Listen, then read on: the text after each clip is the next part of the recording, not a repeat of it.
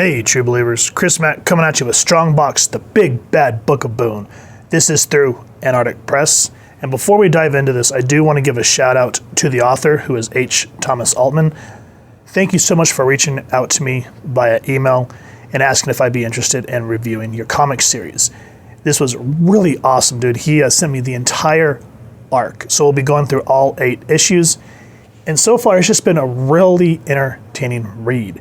It reminds me a lot of Brian Azzarello's 100 books on the surface in terms of the detective noir feeling. And one thing that I do want to say is there's an afterwards with the author, and he's talking about how initially this was set up as a screenplay for a movie.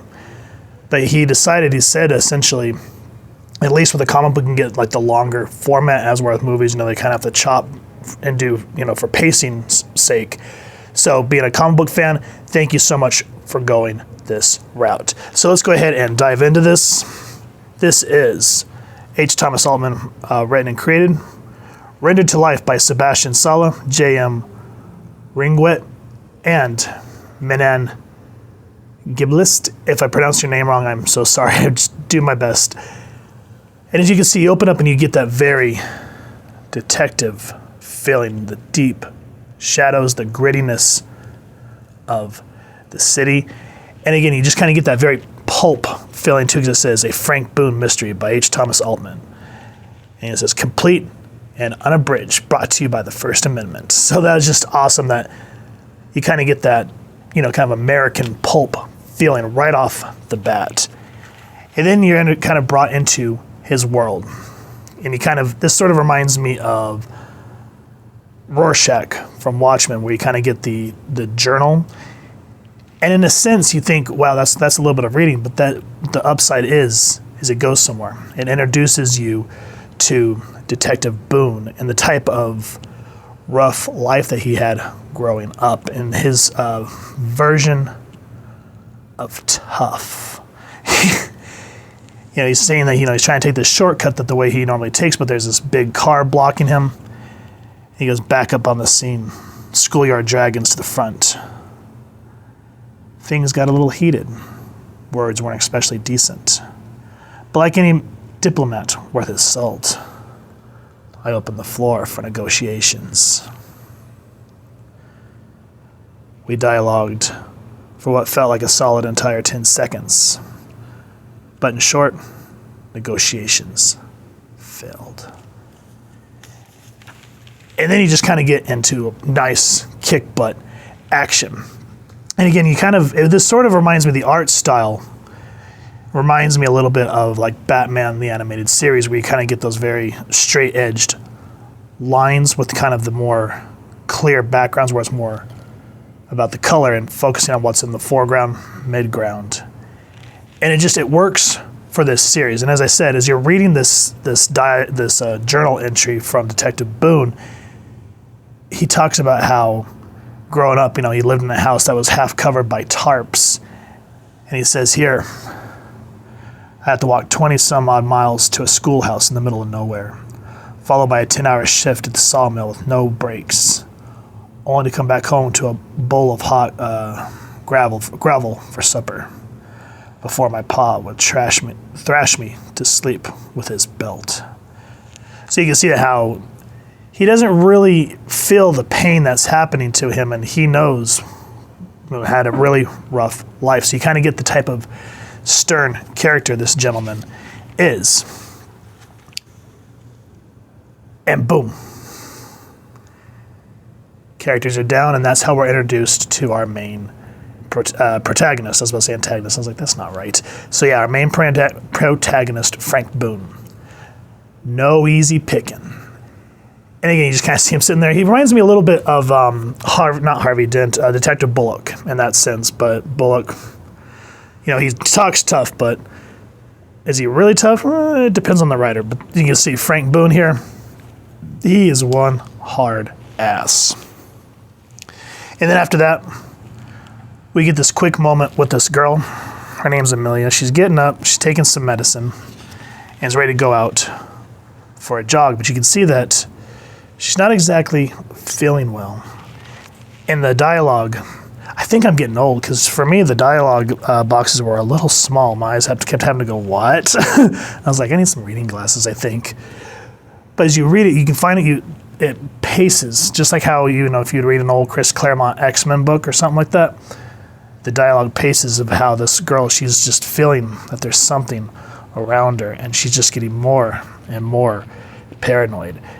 And then this is where things kind of took a twist for me, because you're thinking, okay, this is just going to be sort of a detective pulp story.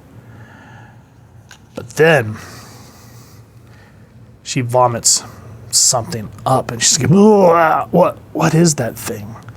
And at that moment, this kind of screamed X-Files for me. So I'm like, oh, sweet. Now we're getting a detective pulp, sort of, sci-fi or something to that extent. And I really appreciate that, because Amelia here is kind of what kicks off why all of a sudden we're at the Chugwater County Courthouse.